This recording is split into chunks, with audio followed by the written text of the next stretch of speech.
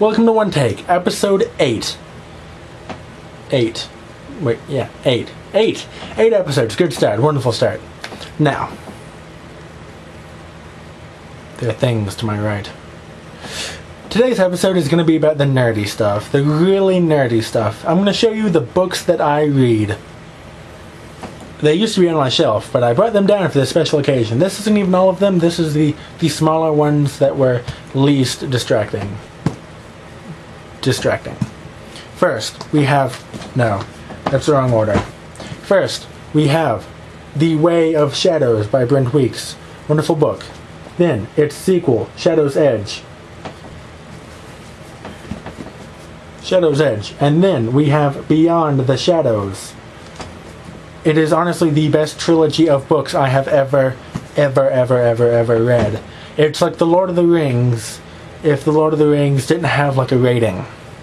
I'm not even sure Lord of the Rings has a rating. There's boobs in it.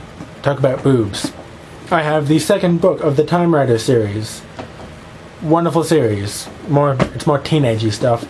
Followed by the third book of the Time Rider series. Followed by the fourth book of the Time Rider series. Wait for it. I use it as a stand.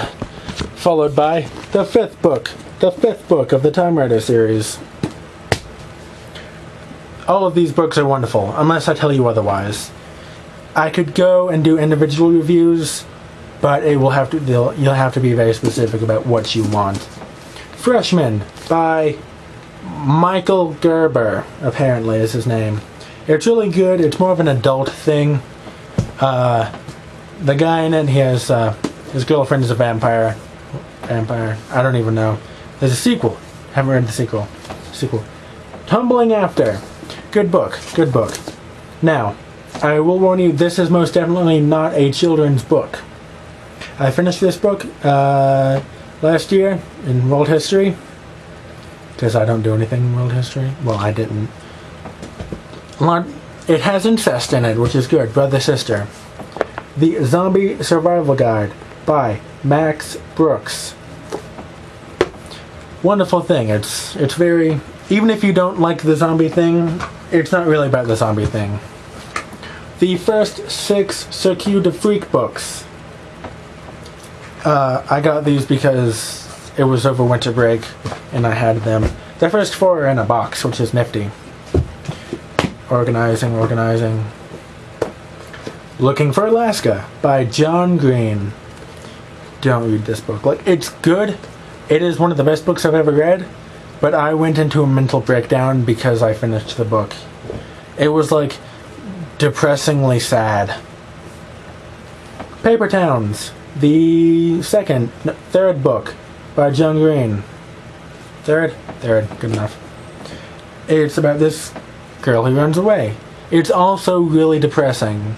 Like, it has a lot of exploration of oneself in it. Will Grayson, also by John Green. This guy. It's about a kid whose name is Will Grayson, and his gigantic friend named Tiny, who's gay, and this other kid named Will Grayson, who also lives in Chicago. They both live in Chicago, by the way. And he's also gay, and he and other Will Grayson and Tiny start making gay sex stuff. I don't know. I don't pay attention. The Fault in Our Stars, the most recent book by John Green. I got a signed copy. Somewhere. It's signed somewhere. Hold on a second. Oh, right. Signed copy. Where was I? This book isn't as depressing. Like, the ending is depressing, but it's more lighthearted about being depressing. Like, oh no, they died. But you know, it's kind of been foreshadowed this entire time, and I kind of accept that they have died. More so than any of his other books. Books that I haven't shown you. The Black Prism by Brent Weeks, who is my favorite author ever. He's working on the second of the Lightbringer series, which is The Blinding Knife, I think it is. It's coming out in a little under 28 days. A little over 28 days, I don't know.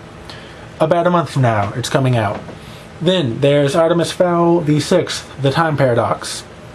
And then below me well, below you, I have, holding this camera up, the Atlantis Complex and The Last Guardian. I'm almost through Atlantis Complex. I haven't read it all the way through yet. It took me a while to get these books. And then The Last Guardian, which came out recently and is the reason why I have Atlantis Complex. I don't have Atlantis Complex. I have the book titled The Atlantis Complex. Then I have other books and things, and World War Z over on my shelf over there. I found something out. If I have my back to this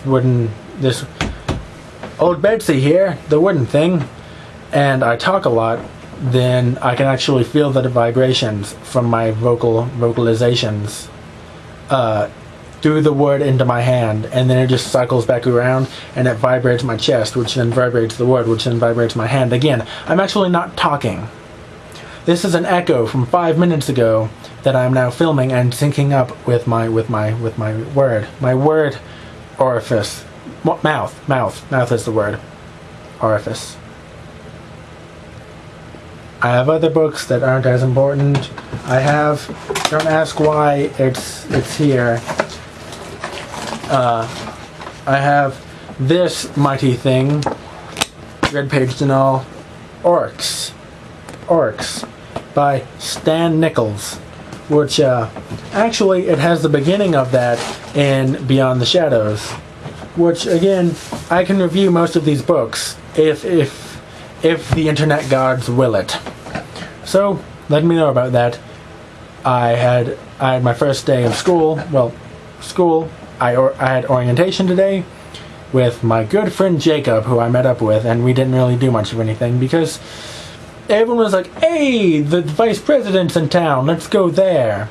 By the way, the vice president was in town today. You might not know that. He was at our local elementary school, and no one was able to actually meet their teachers if they were in elementary school because they were like, let's just schedule this. Let no one have the thing. And it took him, he was there for 20 minutes. He was supposed to be there too. He got there at 5. Was there for 20 minutes, and then he left basically. He's still in town though. They bought out an entire hotel because everyone in small southwestern Virginia town just loves abusing the vice president because we're such a politically active town. Wink. No one cares. In fact, I don't think anyone even listened to what he said. So that's all I have to say. Thanks for watching episode 8.